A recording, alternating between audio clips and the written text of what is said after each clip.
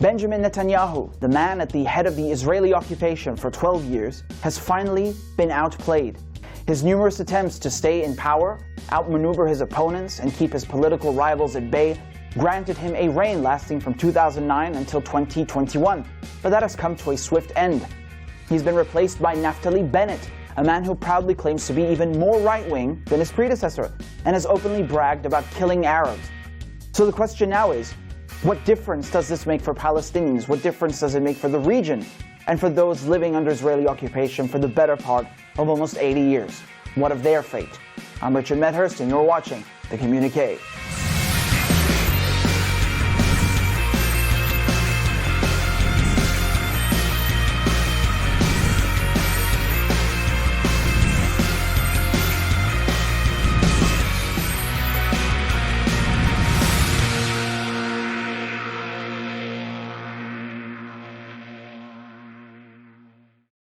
Now, before proceeding with the program, it's important to note that Israel is not a legitimate state. It is a racist entity that has been illegally occupying Palestine since 1948 and Syria's Golan Heights since 1967. So when we speak of a so-called Israeli government, we are talking about the administration or the regime that is running the occupation and nothing more.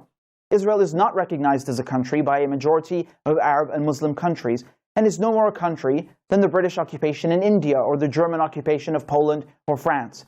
Their so-called elections, ministers, and officials have no legitimacy and will only be referred to as such in the program for the sake of simplicity and brevity, nothing more. Now, on June 13th, 2021, Benjamin Netanyahu lost his title as the Prime Minister of Israel. In the timeline of events preceding his downfall, many things occurred that led to his ouster. During the last 2 years, from 2019 to 2021, the Israelis had held 4 elections, all of them inconclusive, as no party was actually able to win a majority out of 120 seats. On April 6, 2021, Netanyahu was given 28 days to form a coalition government, but was unable to do so. And consequently, a few weeks after, on May 5th, the president of the Israeli occupation, Rivlin, turned to another Israeli politician named Yair Lapid, who heads the centrist party Yesh Atid. Just a few days after being given this task, Israel launched a new assault on Gaza on May 10th, with massive bombings of public and health infrastructure, slaughtering hundreds of Palestinians and leaving thousands more wounded. Keep in mind that Netanyahu has been troubled by a massive corruption scandal during the last years, a case that remains open and still not reached a conclusion. And it's widely speculated, and perhaps not unreasonably so, that throughout his tenure, Netanyahu has resorted to many tactics, exploiting various crises, such as attacking Gaza, in order to distract from his internal problems and rivalries. Now, his political rivals stopped just short of publicly accusing him of attacking Gaza in May as a ruse to distract from his corruption scandal and troubles of forming a coalition government. And indeed, for a moment, this proved to be fruitful, with multiple outlets reporting that any hopes of a coalition government had been eviscerated. After all, nothing unites Zionists more than the oppression and occupation of Palestinians. But nevertheless, despite his attempts to crush the hopes of his rivals in wresting the premiership from him, after the ceasefire between Hamas and the Israelis, brokered by Egypt on May 21st, talks between Netanyahu's rivals of forming a coalition government to get rid of him resumed in the wake of the bloodbath that had left so many killed and injured in Palestine.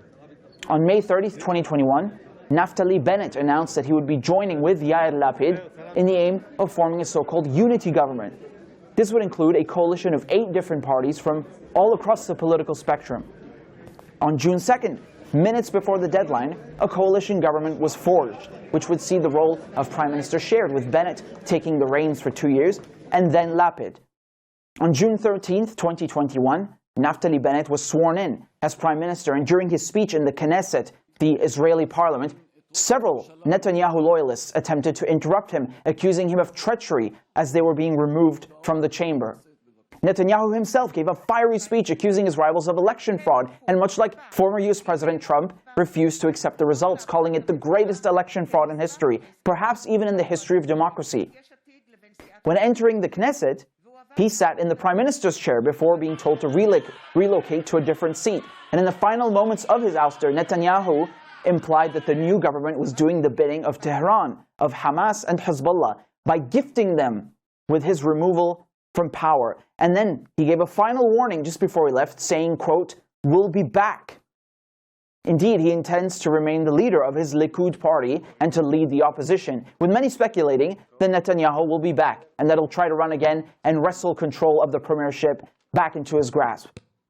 Now, what makes the coalition put together interesting is not just the fact that it's comprised of 8 parties on seemingly opposing ends of the political spectrum, but also includes for the first time some Israeli Arab politicians as part of the United Arab List. Now, 8 parties, all united by their common hatred for Netanyahu, managed to get rid of him. But what of his replacement? What of Naftali Bennett, the new Israeli prime minister, and the head of the far-right party, New Right, which is also under the umbrella of the Yamina movement, an ultra-nationalist movement. Naftali Bennett originally started outside of politics. He made his fortunes as a tech millionaire. Having lived for a while in the United States, his parents are originally American Jews who moved from the United States to occupied Palestine. Like most Israeli settlers, either they themselves, their parents, or their grandparents all come from outside of Palestine. They are not indigenous to Palestine. Just ask any Palestinian where their grandparents were born, and I can assure you, most of them will not tell you the USA or Germany or Ukraine or wherever else. Now, before politics, Bennett was also part of the Israeli occupation forces and took part in numerous attacks on Lebanon, including the Qana massacre in 1996, when the Israelis shelled a United Nations compound, killing 106 Lebanese civilians. Originally, Bennett entered politics under a right-wing party and then went on to join Yamina, which identifies as ultranationalist. Once again, it's a bit difficult to understand what they mean here, since every political party there by default validates the Israeli occupation and upholds its existence, which by its very nature oppresses Palestinians in favor of a Jewish nation-state. Now, Bennett has always publicly opposed a Palestinian state and always supported the expansion of illegal settlements. At one point, he was the head of the Yessa Council, a large settler organization. Needless to say, these settlers live in Palestine illegally. There are multiple United Nations Security Council resolutions stating very clearly that these settlements are unlawful and stand in violation of international law. When it comes to his animosity and hatred towards Palestinians, there's no shortage of comments there. Perhaps to further illustrate how much of a wonderful person Bennett is, let's look at a few of his quotes, shall we? Bennett once said in 2018 that he would, quote, not give another centimeter to the Arabs. In 2013, during an interview with The Guardian, he said, there is not going to be a Palestinian state within the tiny land of Israel.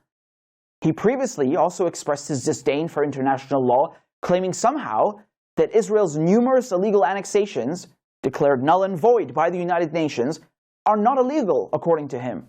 In 2012, he was quoted in the Israeli newspaper Haaretz as saying, quote, I will do everything in my power, forever, to fight against a Palestinian state. He's also called Palestinian children terrorists and said, quote, I've killed lots of Arabs in my life, and there's no problem with that. And of course, this is the man that Western leaders like US President Joe Biden and others immediately call and congratulate and grovel to.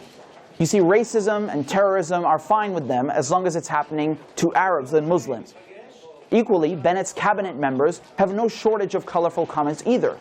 Yair Lapid, who will take over after 2 years as the alternate prime minister, said that he is, quote, enthusiastically in favor of annexing the Syrian Golan Heights. My principle says maximum Jews on maximum land with maximum security with minimum Palestinians. The new finance minister, Lieberman, said once in 2006 that, quote, any Arab members of the Knesset who meet with representatives of the PA's Hamas-led government should be executed.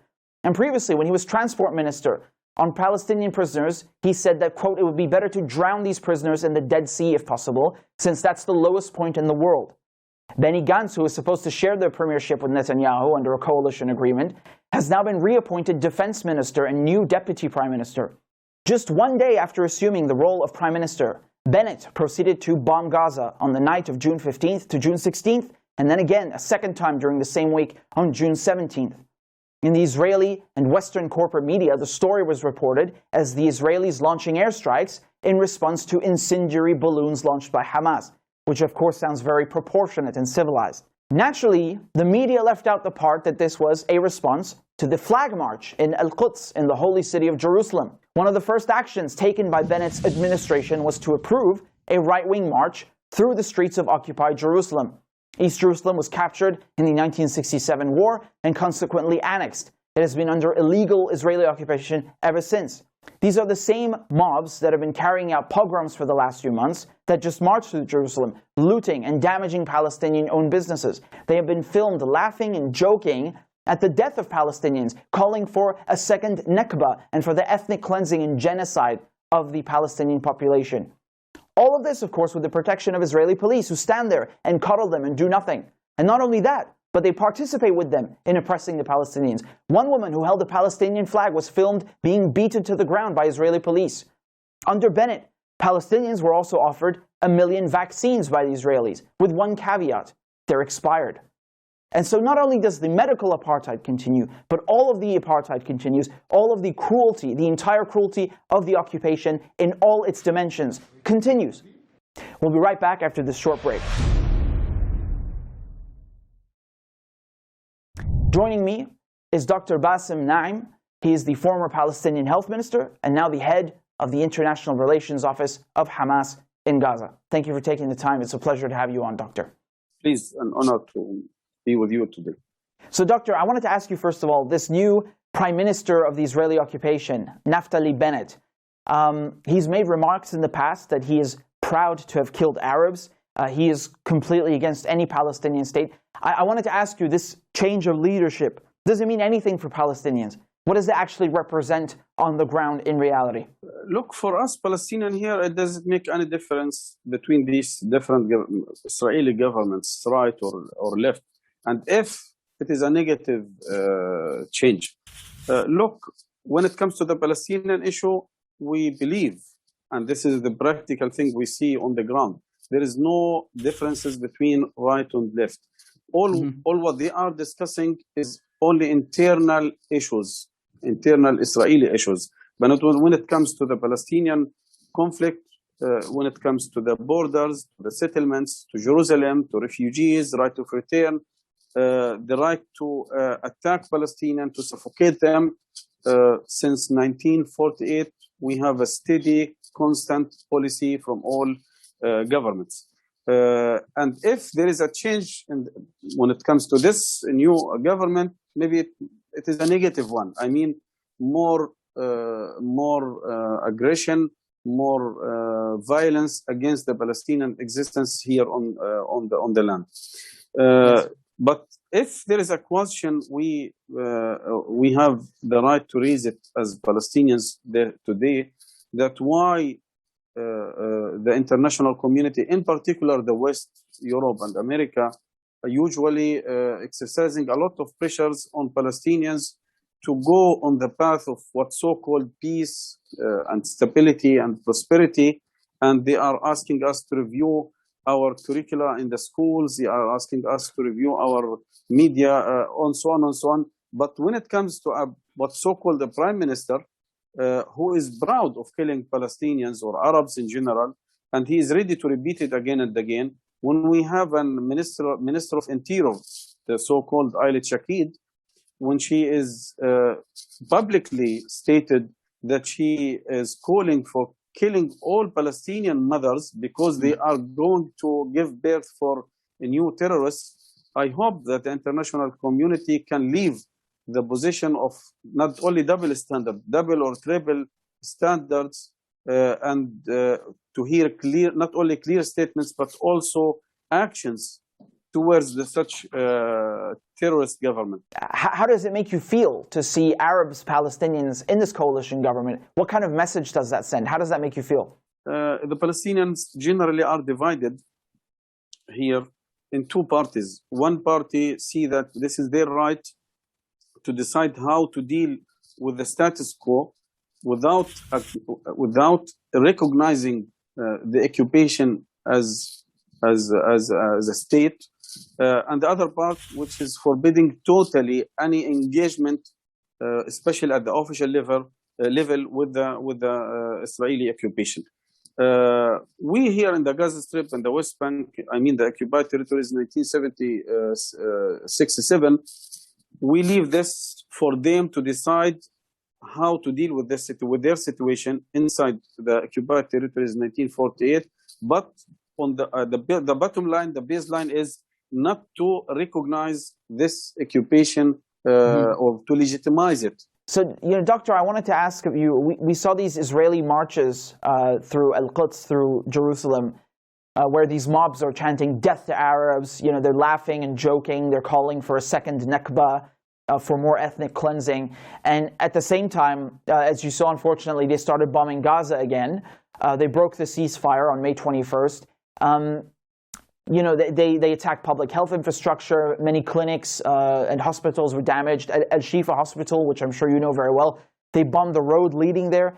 And I mean, it's not the first time, is it? But you know, what do you have to say about this massacring of Palestinians that is still ongoing? The damage to infrastructure, the medical apartheid, in the broader context of the occupation of Palestine. Look, when we hear this group of extremists chanting openly and publicly death to Arabs and death to Muslims, or calling for destroying Al-Aqsa Mosque, or and so on, and protected by the Israeli police and covered by all Israeli media, calling or considering them as heroes, this is reflecting that this is the official policy of the state of Israel. This is not a group of gangs at the periphery of the mainstream of the state. It is in the heart of this group of young people are representing Naftali Bennett and Ayla Shakid and other official figures in the state of Israel. When it comes to the massacring of Palestinians, again, this is the adopted policy since 1948. Look, if you go through the diary, in each day you will find the memory or the anniversary, of 1 or 2 or 3 or sometimes in one day 5 or 6 massacres committed by the Zionist entity or their groups since 1948 until today, either here in Gaza, in the West Bank, in Jerusalem, in Lebanon, in Tunis, and everywhere. Therefore, again and again, this is the adopted official policy of this Zionist entity, how to eliminate the Palestinian existence on this land and around it. When it comes to attacking health facilities or killing children, usually they are using some allegations that they are targeting security offices or offices affiliated to the resistance. First of all, they were not able to show one proof of their allegations until today. Second, we know if they want to target someone specifically, they can do it. You know that they have the most sophisticated weapons, the most precise weapons supported by the Americans. Why to destroy a house or a building with 13 or 14 floors? Because of the allegations they have 1 or 2 offices in these high buildings working for the resistance. And Doctor, just as a final question, you've been very gracious with your time. I just want to ask you, what can people who are listening, the viewers, what can they do to help the Palestinian cause? And you know, very often we never get to hear directly from Palestinians in the English-speaking world. Everything about Hamas is filtered through the Zionist narrative, through the Western narrative. So I want to give you the floor, and I want to ask you, what would you like to say directly to the viewers, to the audience? Thank you very much. This is a very important question. And I will start from the point you have raised, because this is the most important point. The Israeli or the Zionist entity is depending on 2 pillars. The first one, their own capacity or capabilities here, security and air forces and army.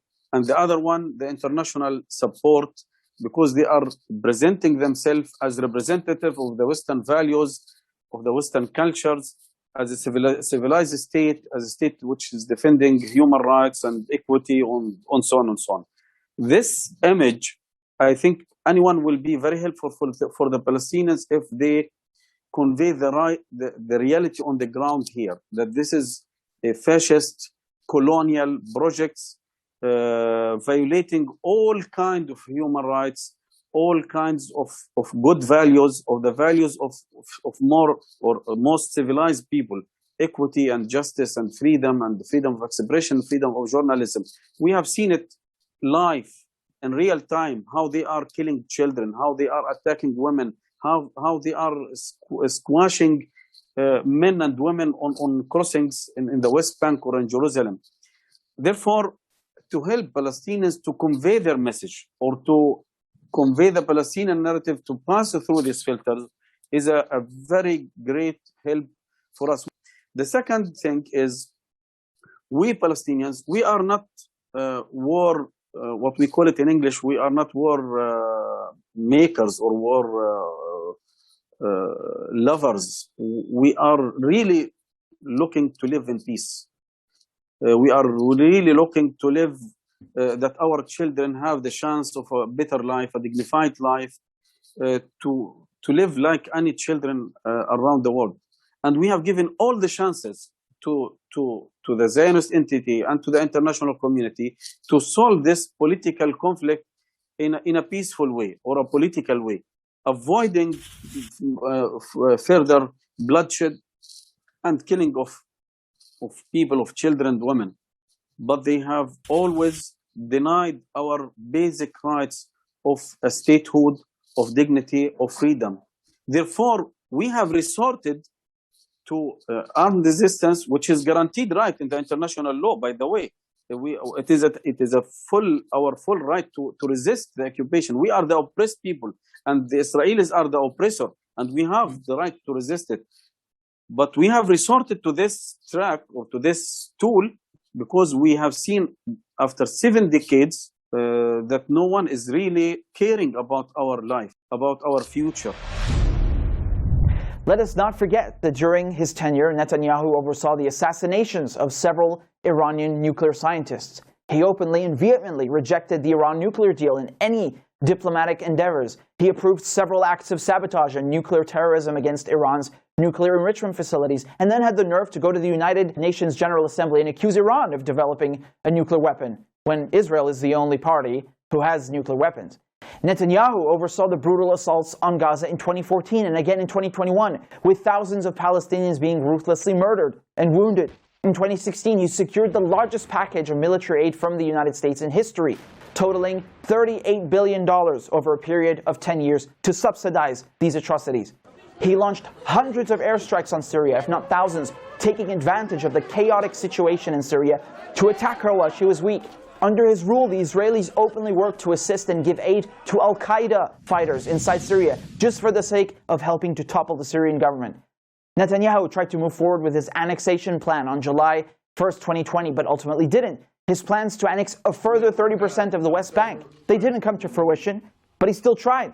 And he still got something else in return: normalization of ties with Bahrain and the United Arab Emirates in the form of the Abraham Accords, orchestrated by a grinning Trump, who also moved the U.S. Embassy from Tel Aviv to occupy Jerusalem and recognized the illegally occupied Syrian Golan Heights as Israeli. So how different is Bennett if he supports all these and more? On the eve of Bennett taking power, the Palestinian Foreign Ministry issued a statement clearly saying that this is not real change because there is no change in the attitude towards Palestinians. That, quote, as for the new government's policies, we estimate we will see no difference or perhaps even worse ones. Similar statements were echoed by Hamas and Palestinians alike everywhere. And indeed, let us be under no illusions. Whether Netanyahu had stayed or is replaced by Bennett makes little difference. Perhaps Bennett is more direct in his approach and his rhetoric and speaks with more animosity, but his actions are just as bad as Netanyahu's, if not perhaps slightly worse. Just like his predecessor, he is in favor of annexation. He supports expanding the illegal settlements. He is in favor of brutal military assaults bombing Gaza, allowing Zionists to march through the streets of occupied Jerusalem, unchecked, chanting death to Arabs. Bennett is in favor of ethnic cleansing, of genocide, of oppressing Palestinians, and making sure they never attain statehood, nor be given their basic human rights. Bennett, just like Netanyahu, is the leader of an occupation. It's that simple. And unfortunately, this means that nothing changes on the ground.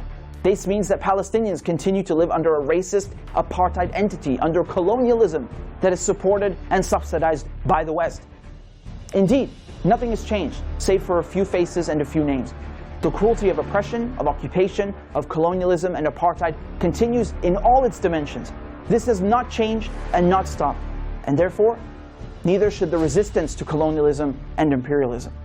Thanks for tuning in. I'm Richard Medhurst, and this is the Communiqué.